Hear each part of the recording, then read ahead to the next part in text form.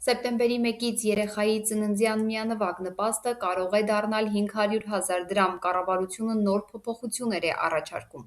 Հայաստանի կառավարությունը հանրային քննարկման է ներկայացրել նախագիծ, որով առաջարկվում է փոփոխություններ կատարել երեխայի ծննդյան միանվագ նպաստի նշանակման կարգում։ Նախագծի համաձայն 2026 թվականի սեպտեմբերի 1-ից և դրանից հետո ծնված յուրաքանչյուր երեխայի համար միանվագ նպաստը նախատեսվում է սահմանել 500,000 դրամ, անկախ երեխայի հերթականությունից։ Գործող կարգով նպաստի չափը կախված է երեխայի կարգաթվից, սակայն առաջարկվող փոփոխությամբ այդ մոտեցումը կվերանա։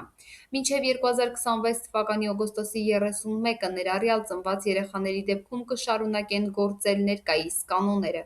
Նախագծողը առաջարկում է նաև ամբողջությամբ ընդլայնել առցանց ծառայությունները։ Եթե երեխայի ծնունդը գրանցվել է Հայաստանի իրավասու մարմնի կողմից, ապա նպաստը հիմնականում կնշանակվի բացառապես առցանց դիմումի հիման վրա, իսկ անհրաժեշտ տվյալների առկայության դեպքում ինքնաշխատ եղանակով առանց մասնագետի միջամտության։ Փոփոխություններով նախատեսվում է նաև, որ երեխայի ծննդյան միանվագ նպաստ ստանալու համար դիմումը պետք է ներկայացվի մինչև երեխայի 1 տարին լրանալու ամսվա վերջին օրը։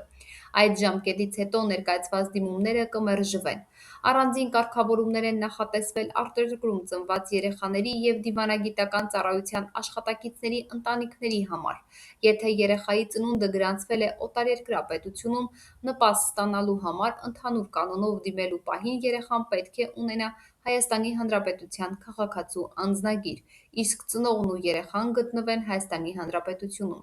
Սակայն այս պահանջը չի տարածվի արտերկրում ծառայող հայ դիվանագետների և օրենքով սահմանված որոշ այլ անձանց վրա։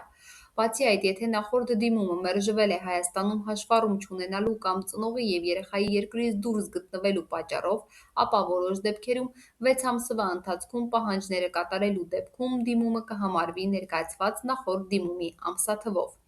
Նախագծի հեղինակների խոսքով փոփոխությունների նպատակն է համապատասխանեցնել գործող կարգավորումները պետական նպաստների մասին օրենքում կատարված փոփոխություններին, պարզեցնել նպաստի նշանակման գործընթացը, նվազեցնել քաղաքացիների և պետական մարմինների վարչարարությունը և ընդլայնել թվային ծառայությունները։ Եթե նախագիծն ընդունվի, ապա պետական բյուջեի եկամուտների կամ ծախսերի վրա լրացուցիչ ազդեցություն չի նախատեսվում։